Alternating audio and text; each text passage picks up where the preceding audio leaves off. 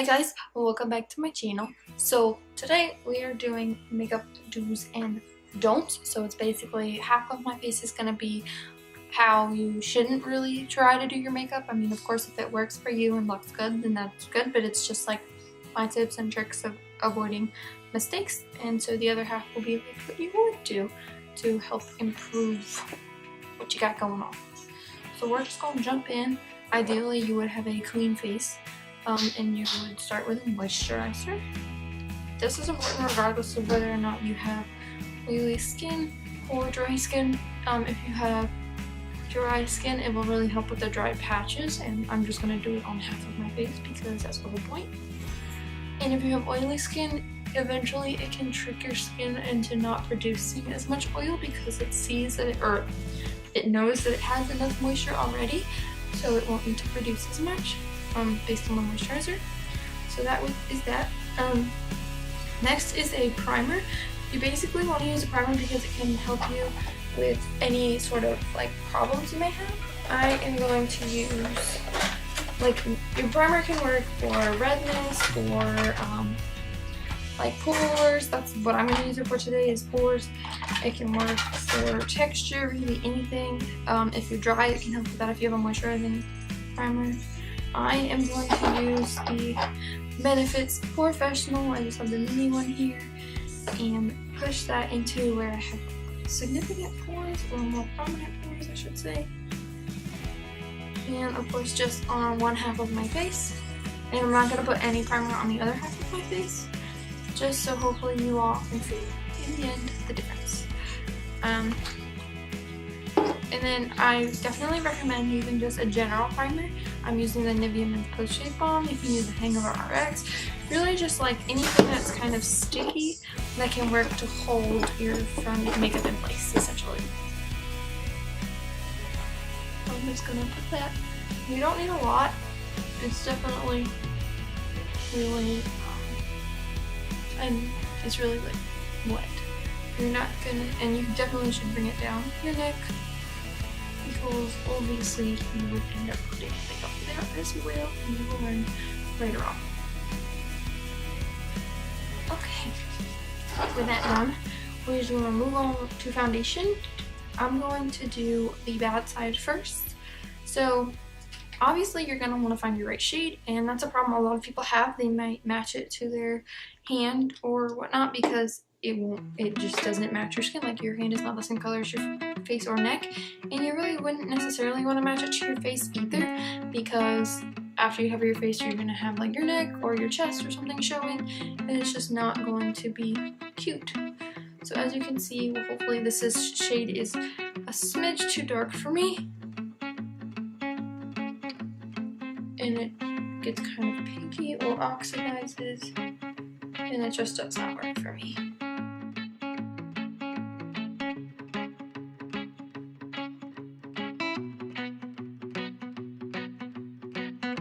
And you have to make sure that you blend. A lot of people don't blend well enough, or they just don't really care, I guess. They don't notice. They basically just focus on what they see and not what everybody else would see. So that's that side done. Now for the other side, we're going to use a shade that matches me better. And the whole, like, you'll see right now, I'm using different products, but later on I'm going to try to use the same product on each side and just show you a better way to use it. So this one's the color that matches me. See, it's lighter because my neck is lighter. I'm pretty fair. So, and we're actually going to bring this one down the neck just to make sure it blends pretty seamlessly. And if you didn't notice, we did not do that on the other side. And so, as my mother would say, you're going to have a line of demarcation. She says it all the time, and I see it on a lot of people that either come into Sephora or just out in public, in school or whatever. They have what is known as the line of demarcation. It's often like right here or right here. So you definitely want to make sure you bring it back, bring it all the way to your ear and almost into your hairline, because you will definitely notice that difference. And I don't know if you all can tell the shade difference, the dark side versus the light side. just because I'm pale. I mean, obviously I could get away with this if I like bring it down my neck and really focus on blending it out. But it's just easier to get your proper shade and not have to worry about it, you know? So over here we have a line of demarcation. As this foundation oxidizes like it does, you will see it better on this side. Especially if you have a more full coverage foundation, that's really going to be a problem. So the next thing is concealer. Something that I've noticed with a lot of people is, or that I can just recommend, is that they don't use okay, so for concealer, obviously you want to conceal, but you also are going to use it to kind of like highlight your face and give it some dimension so it's not just flat. So they would use like, let's see, we'll go with this one. I'm using like a creamy. It's really just gonna, might be a little bit too light. It's just gonna match the foundation, which that works for like blemishes, but for the purpose of this, it's not gonna work. Like, you're not gonna really see any really like dimension to your face. Whereas if you use a concealer that is slightly lighter, and of course I'll blend that out after, you don't need a lot. You just are going to really like highlight your face and just kind of like give it a little bit of dimension, and that paired with contouring really can help you a lot.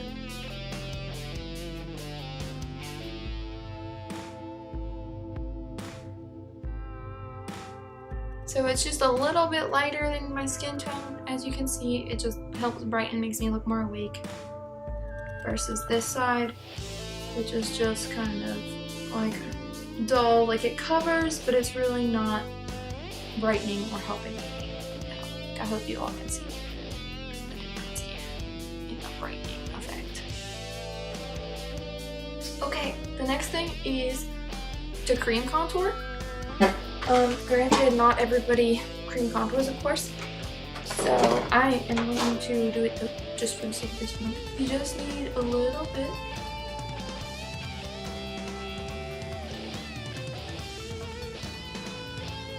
A problem I see on a lot of people is they bring it in too far, and it makes it, or they don't blend it out enough.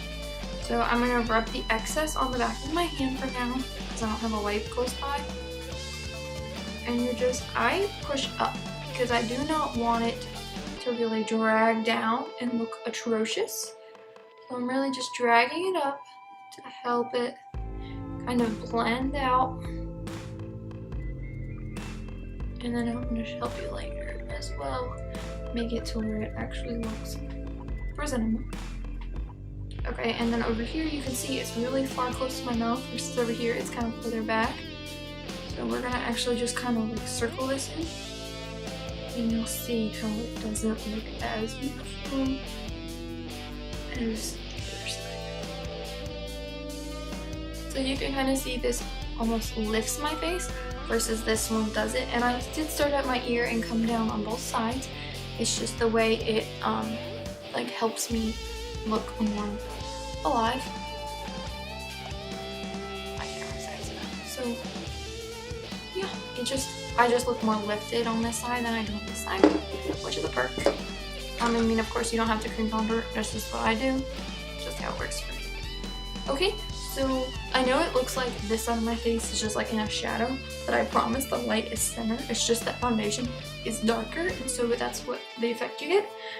The next thing that we're going to do is powder. People don't powder, and it really kind of like hurts them.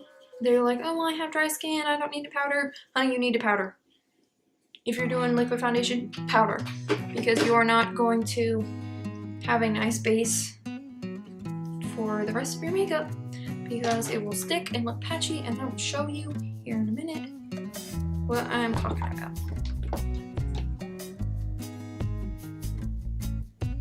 And don't forget to bring it down.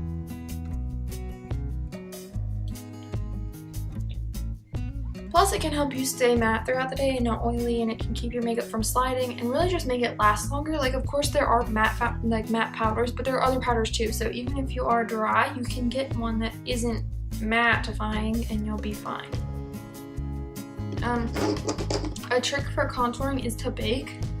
Like, you don't have to do that, of course, and it just helps clean it up a little bit if you do end up with it a little lower. But I mean, you don't have to do that. The next thing that I'm going to show you is contouring in general. You don't want too much, so you just tap off the excess and just lightly go over. Stay kind of back because any excess can come forward, but you really don't want to like have a really sharp line, kind of like we do over here. It just wants to be nice and blended and smooth. So yeah. And then on the other side, and you want to make sure you use something that is going to go with your skin tone. If you have more yellow skin tone, you can get away with a more orangey bronzer. But if you don't have yellow skin tone like I do, an orangey like bronzer contour shade is not going to work very well for you as a contour shade. So we're just going to kind of, and again here we didn't powder, so it's really going to stick and not blend out well at all.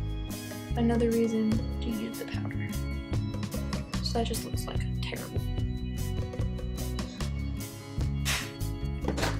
And you can use bronzer, like I can use this bronzer as a bronzer, not necessarily as a contour shade, just to kind of warm up my face a little bit, but I don't want to use a lot and I want to make sure I really blend it out.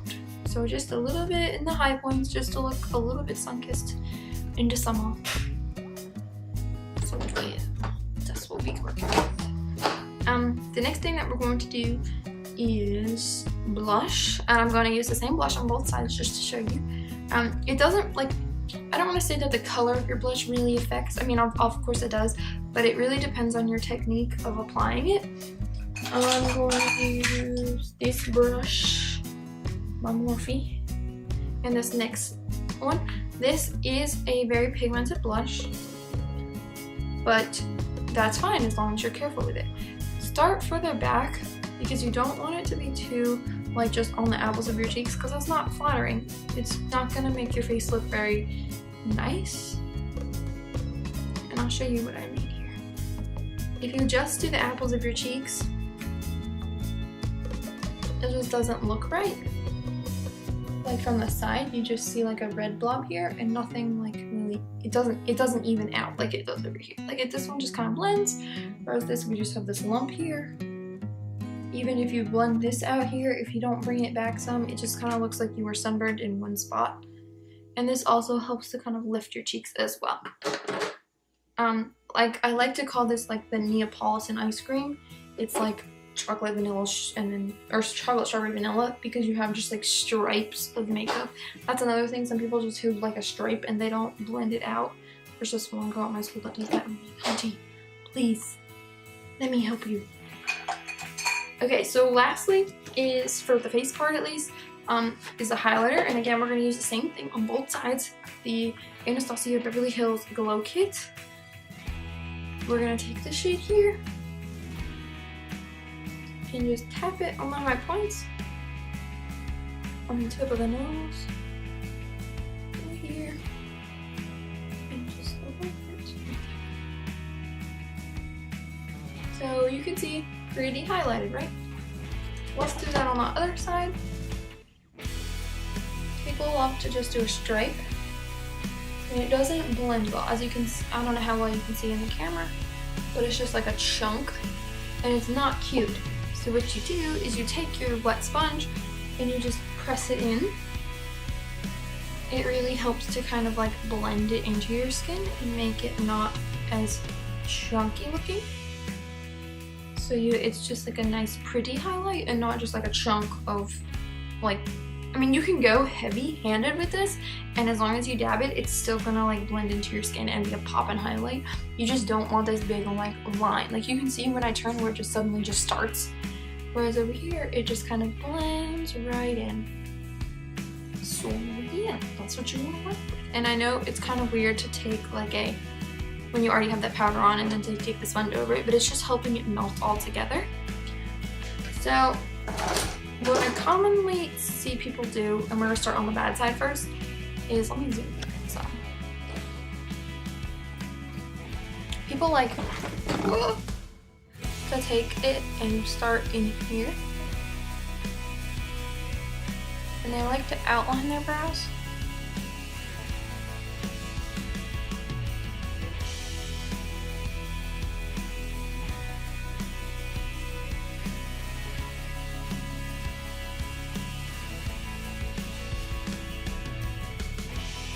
And that looks like a giant block. Versus if you start back further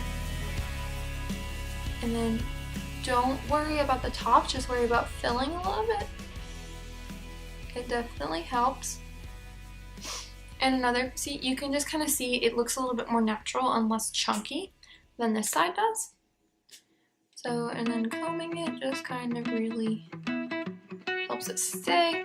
And then another thing is they take the wrong shade.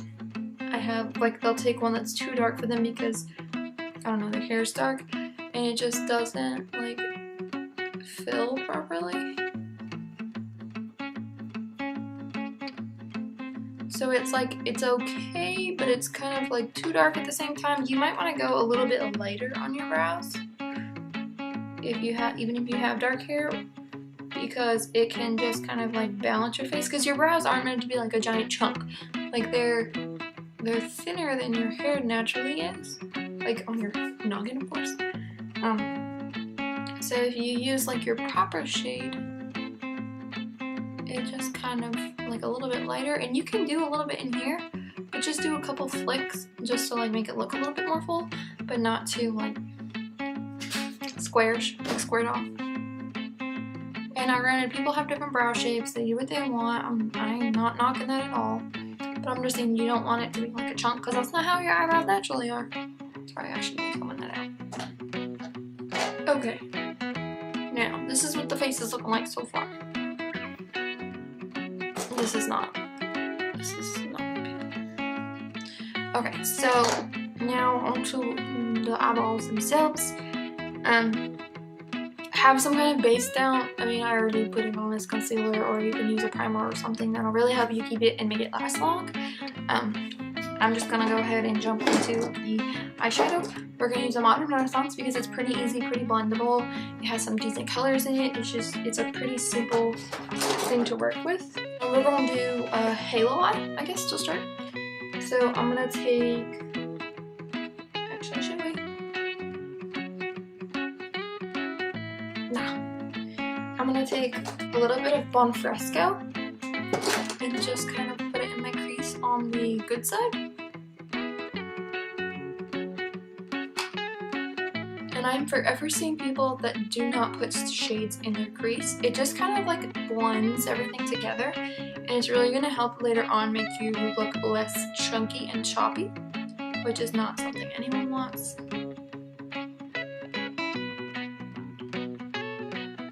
Hopefully you can see it just like kind of gives your eye some dimension. Just again, with that dimension, you don't want your face to just look flat.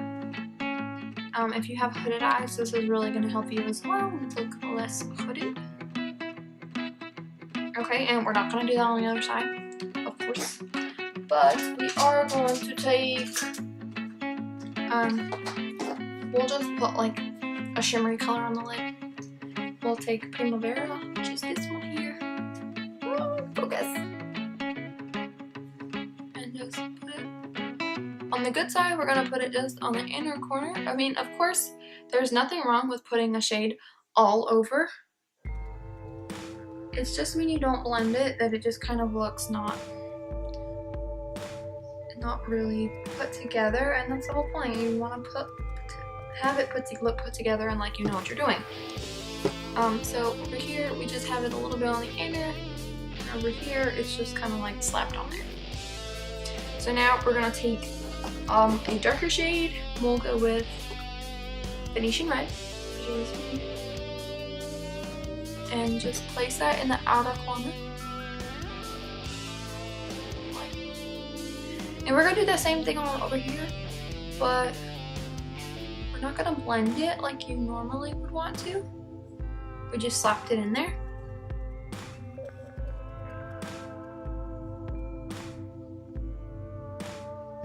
you're definitely going to want to blend it up into the crease.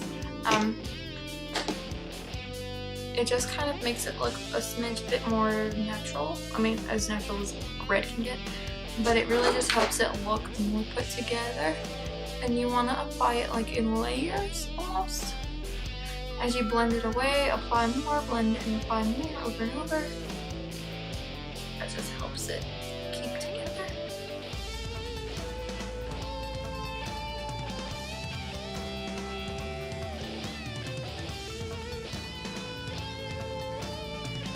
So see how much better this looks than this one? Because we didn't blend it, we don't have anything in the crease.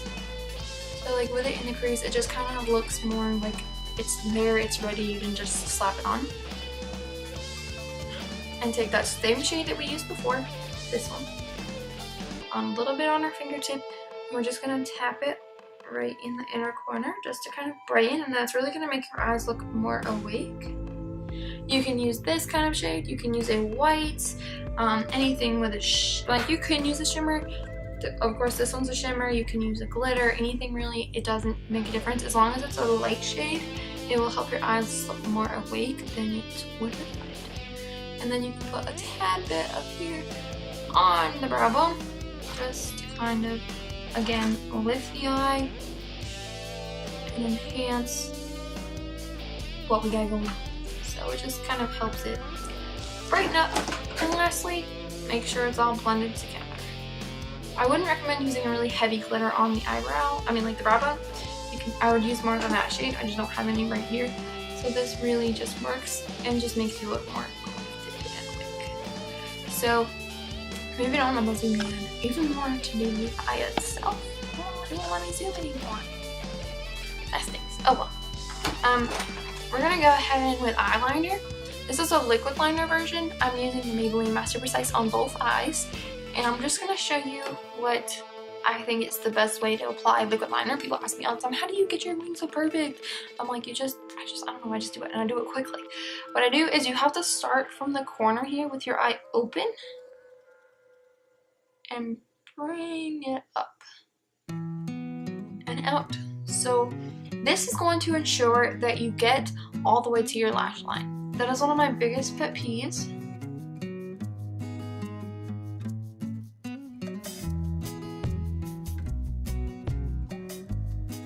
Is when people their eyeliner doesn't touch the lash line in the outer corner. Because the whole point of eyeliner itself is to like make your lashes look bigger, longer, more full. Like it helps them, it enhances your lashes. So when you don't have it at your lash line, it kind of defeats the purpose there. So over here, we're just gonna do it like this. And you will see me do this sometimes. Or start at the inner corner, but I don't bring it all the way. Kind of what people do.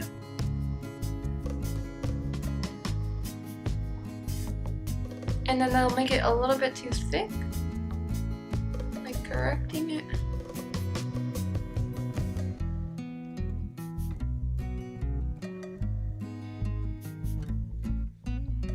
And I guess they think that the thicker they go, like the bigger their eyes will look. But that's not really the case. It just makes your lashes look smaller. So as you can see, this side is slightly thicker than this side. Let me make it more dramatic.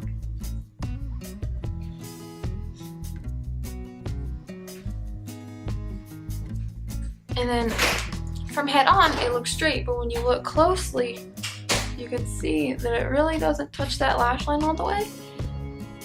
Focus. And it doesn't help keep your eyes like really at the lashes. Like it doesn't work on that. I don't personally curl my eyelashes every day. Some people do, they swear by it, but for the purpose of this, we're not gonna. I'm just gonna take some mascara and I'm gonna run it on this side.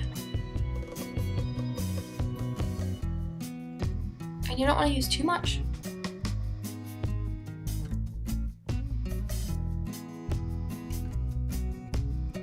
Versus the other side where you just let it get super clumpy.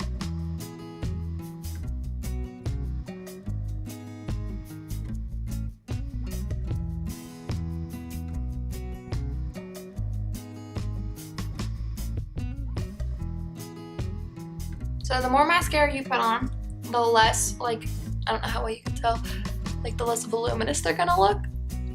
And as you can see, with the thinner eyeliner, my lashes actually look longer than with the thicker eyeliner. So yeah. The next thing that is key, or that I think is just kind of a tip, is I'm gonna take some black liner, just any old black kohl liner, and you can fill in kind of.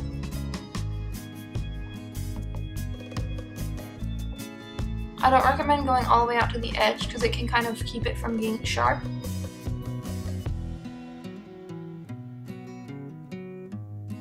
But that's a great way of making sure that your eyeliner lasts a long time and is all the way at your lash line. You don't have to do, like, you should probably do that before mascara. I just forgot to. So the next thing that I see people messing up on a lot is they take black liner in their bottom line, and I really think, like, it's okay to do it just in the outer corner, but like on your whole waterline, you don't want to put black because it can really make your eyes look smaller if you have small eyes. So filling in your whole bottom, it really just makes your eyes look smaller, and granted it kind of can give a smoky effect, but if you have small eyes, this is not what you want to do because it's really not going to help you at all. It's just going to make your eyes look smaller, versus if you just take a little bit in that outer and kind of smudge it a smidge, it can just make your eyes look a little bit more open, further apart, and they just look bigger in general. What I do though recommend putting on your inner waterline is a bright color. It doesn't have to be white, though a lot of people use white, but you can use yellow, like a teal or blue, green, like a light green, anything really that will just really brighten and open up your eyes will really, really help just keep them bright. I'm gonna take, what color do I want? We'll do yellow, just why not? This one's by ColourPop. ColourPop has a lot of bright colored liners. I'm not sure if they still make the yellow one, like have it out for sale, but they have like the teal and whatnot.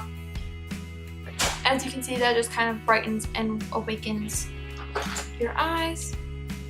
And we'll finish it off with bottom mascara, which can help as well. My video stopped. So as you can see, with even more black down there, it really doesn't make your eyes pop and look bigger. They just look darker and droopy almost.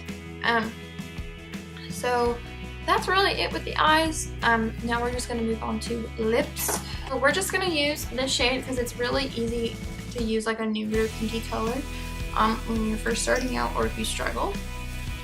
So as an applicator, you can use like a brush if you want to.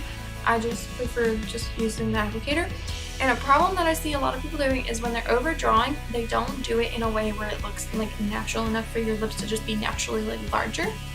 And it just doesn't look flattering. And there's a way to do it to make it look flattering. So you can take a lip liner to start with that really helps. I'm just going to use this one by ColourPop. And if it's slightly darker and you do right at the edge of your lips, it can make your lips look lighter. And right on your Cupid's bow, you're not going to want to overdraw it because that's one thing that really makes it look unnatural. As you can see over here, there's one of the points that really like stands out. So it's like basically right there and right here are the key points, and under. So keep the Cupid's bow where it is, and having that color there just makes your lips look more plump without being crazy unnatural. Now we're just going to take it and fill it in. So as you can see, my lip can look bigger than it not naturally is without looking crazy and almost clownish. This will dry down matte. Once it does, you can take a little bit of a lighter shade or even like a shimmer and put it on that inner part, just to kind of, again, kind of give the illusion of a more full lip. And if you even put a darker shade on the outer corner and a lighter shade on the inner, it's going to give that illusion as well. So I believe that's pretty much it. All that's left is to set your face, which unfortunately I have to do the whole face in order to do this. So I'm just taking the Urban Decay De-Slick one. There's a regular one, which is the all-nighter. There's the De-Slick one, and I believe there's a one for dry skin as well now. But just take any one that will suit your skin. This one's a really good one for making it long-lasting.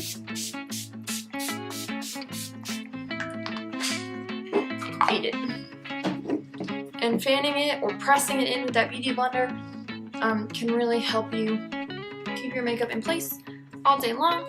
So this is what we're dealing with here. This is how my makeup ended up looking. It's still a little wet. Ugh. But as you can see, this side of my face is really dark and kind of like saggy and sad looking. Like the eye looks really sad, like it looks droopy.